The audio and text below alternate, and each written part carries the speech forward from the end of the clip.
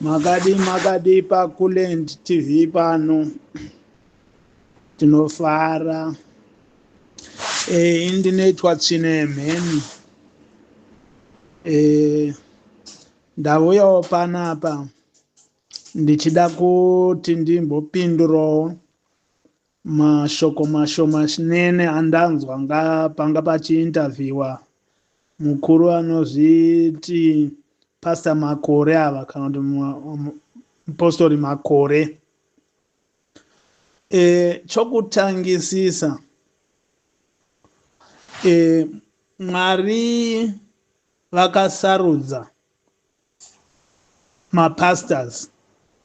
Kune vakaitwa vanonzi vane calling yeupastoring. Vamwe havana kutomboenda kuchikoro asi zviri muropa ravo nokuti vakadiwa naMwari. Tinozviona pana Pauro, tozviona pana naPeter vese havana kumboenda kuchikoro asi vakangodiwa vakagona basa raMwari vachiritakura nemazvo. Nhasi uno mapasta mazhinji akutoritora seprofession inomuraramisa nekuraramisa mhuri yake.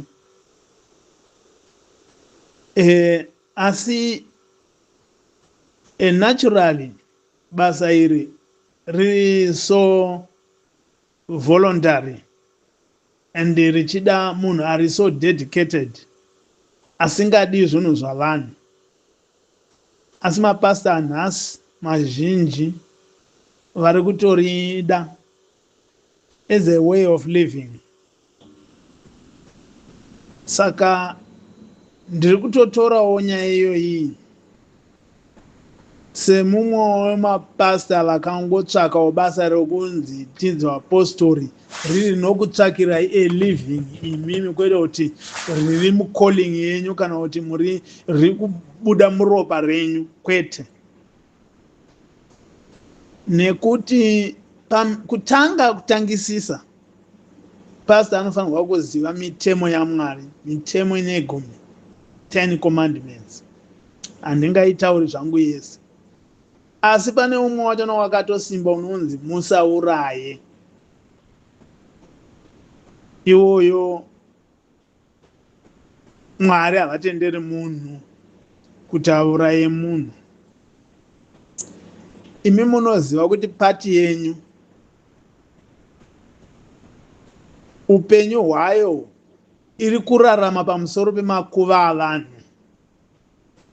is being watered with the blood of innocent Zimbabweans, dzairi kuuraya every after 5 years. ZANU inotouraya every after 5 years, ndipo painouraya in large numbers. Within those 5 years inenge ichinyangadisa, chingonyudza one by one.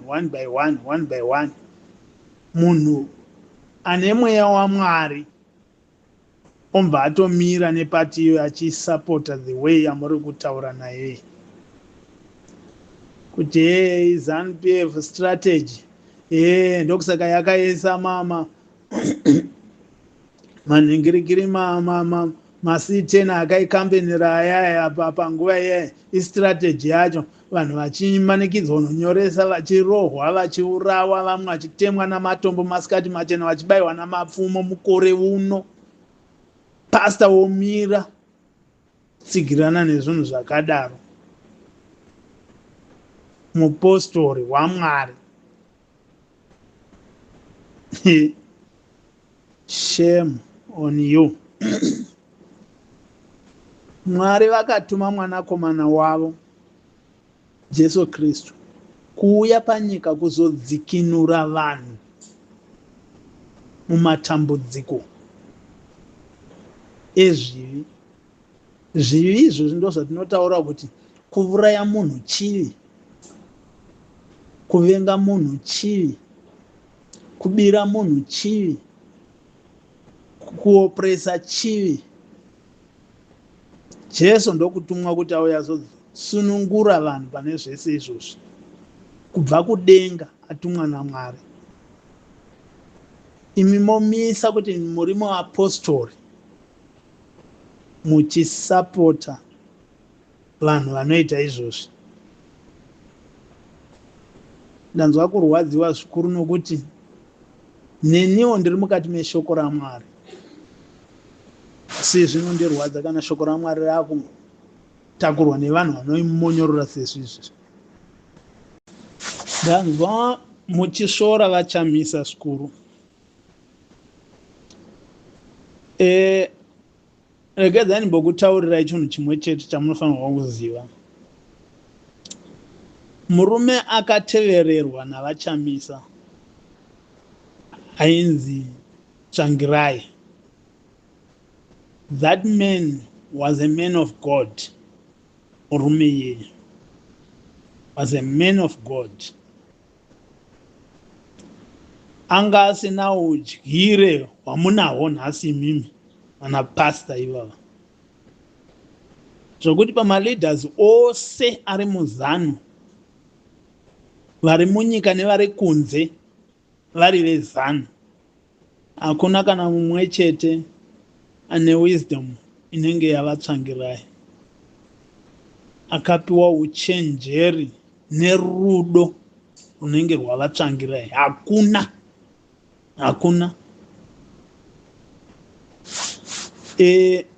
Murume aida nyika yake uya, murume aida vanhu vake,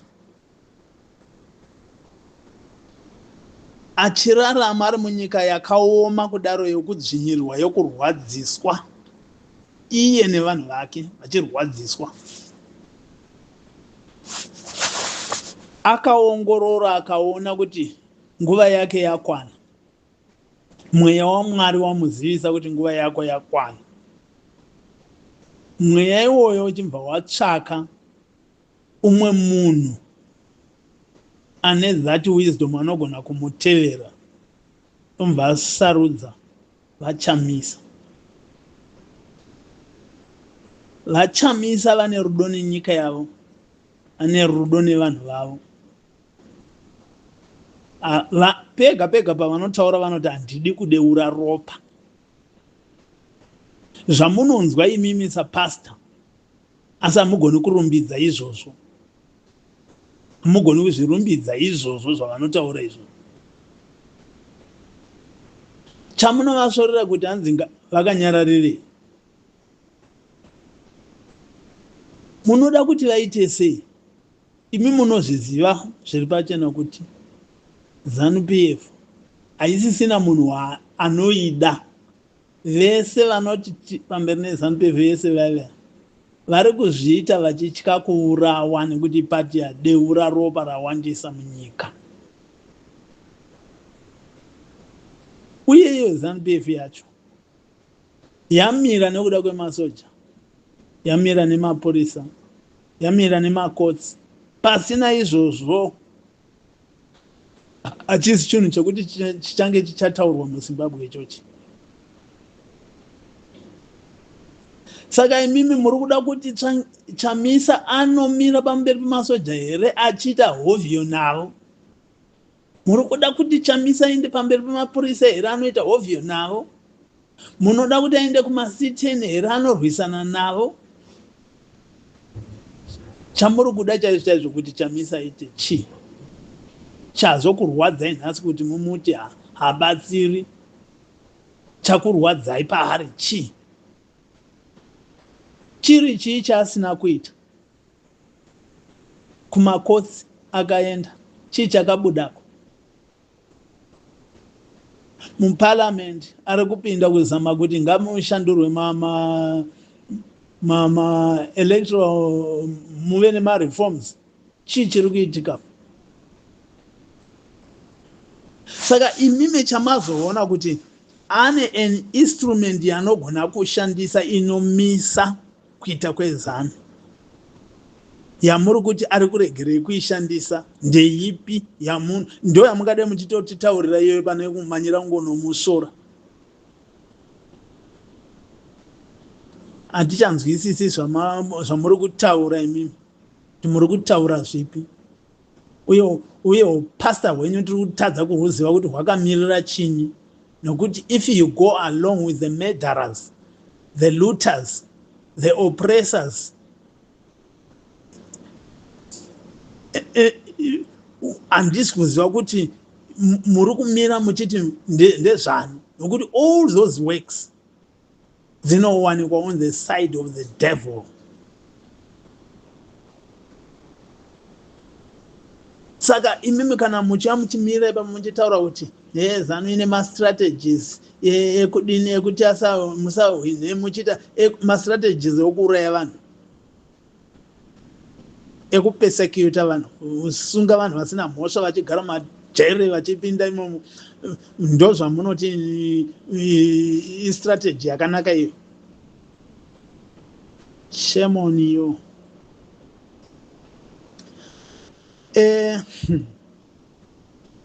Vamakore kana muchida henyu kusapota party yenyu hamurambidzwi as an individual, but from the very moment yamunouya pasocial media muchimira muchiti muri pastor kana kuti muapostol, masvibisa zita revatendi vose, masvibisa zita remapastors anoda Mwari chaivo chaivo,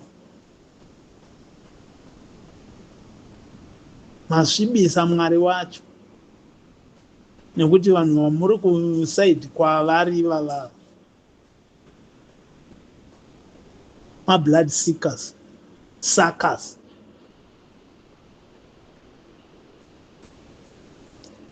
Saka musave nezita roapostoli kana muchienda pasocial media kubva nhasi, kana kuti muchiposta zvinhu zvenyu, don't come moposta nezita reupasta kana kuti roapostoli. Shame on you. Lamakore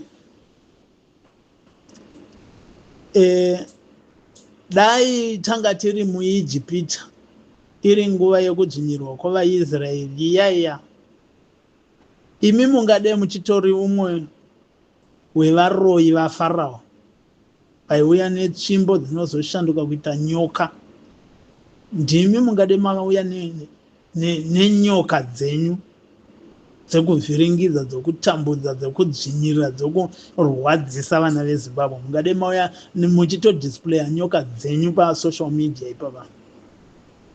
Muri muroyi,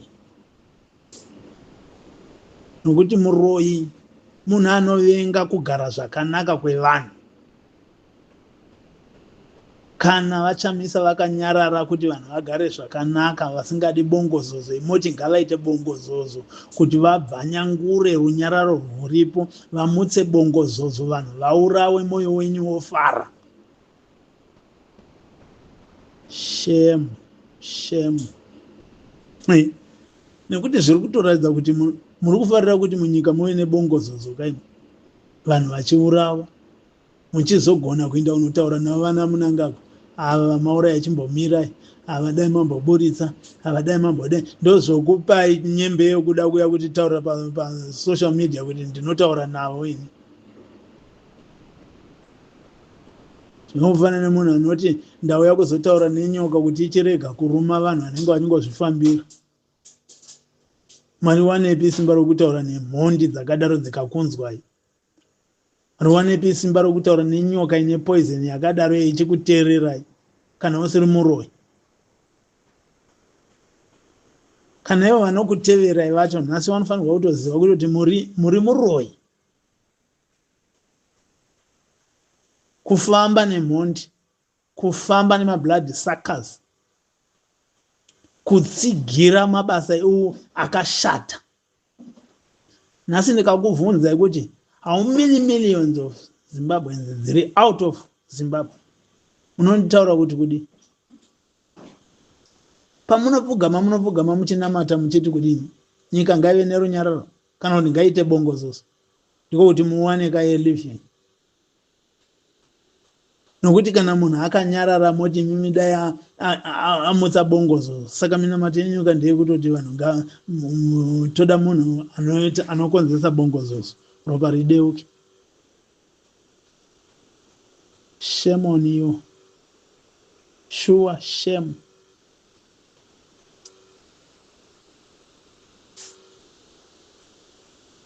dai muchitobuda muine kushora kukuru. Tinana Pastor Masaya vakaurayirwa kuti sakupwanya apinde muparamendi chete. Kana kuti mumirewo muchitaurawo izvo kuti aiwa zvamuri kuita zvakaipa muite. Tongomira muchiomberana navo.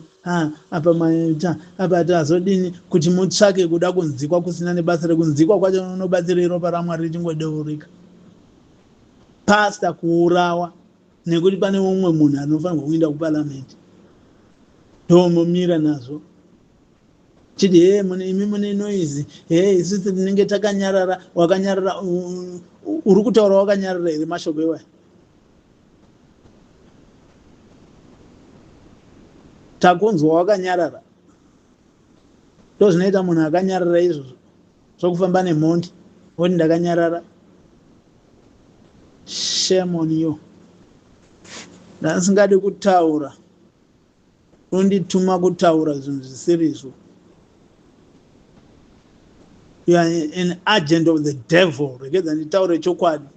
Nokuti Mwari hamiriri vanhu vakadaro vanomira the wrong side, rashungurudza nyika yese, rachemedza nyika yese, vanonamata vakaurayirwa hama dzavo neZANU-PF, vasinganamati vaurayirwa hama dzavo neZANU-PF, vana varidzidza vashayiwa vasina kana zvavane macertificates havana kukwenda, havana kana zvokubata. Ukangobata kamari kadiki wotorerwa futi, ukaita munda wokuti warima, vakaziva kuti warima vonouya vokutorera futi, ndo vanomira navo iyoyo pastor. Ashua.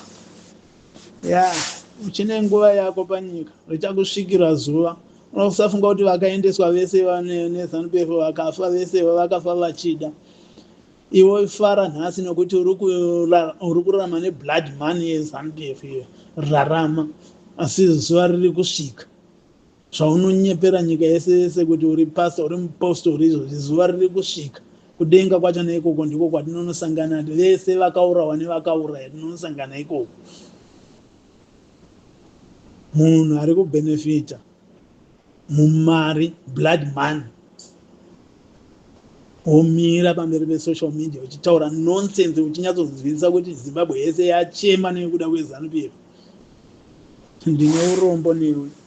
Urombo chaiwo. Sorry. Mwari dai vapindira wapo. MaZimbabweans, tirambe tichinamata kuna Mwari chaiye. Titsvake mapasta echokwadi. Kwete mapasta ari kuita mapasta for ED, mapasta ari kuenda unopiwa mari nana Chivhayo, vari kupiwa mabhazi, vari kupiwa mota, vari kuita zvimwe. Haaziwo mapasta edenga iwaya. Haaziwo mapasta ari kukurudzira vanhu kuti vave nerunyararo iwavo. Those are the agents of the devil. Vanhasi muzive pasta anenge akapiwa mari ari kuteverana nenhingi, zivai kuti haazi waMwari, is the agent of the devil. Kana uri munhu wakachenjera, siyana nechechi iyo, siyana napasta iye, ibva utsvake Mwari nguva ichiripo. Mwari vatibatsire. Amen.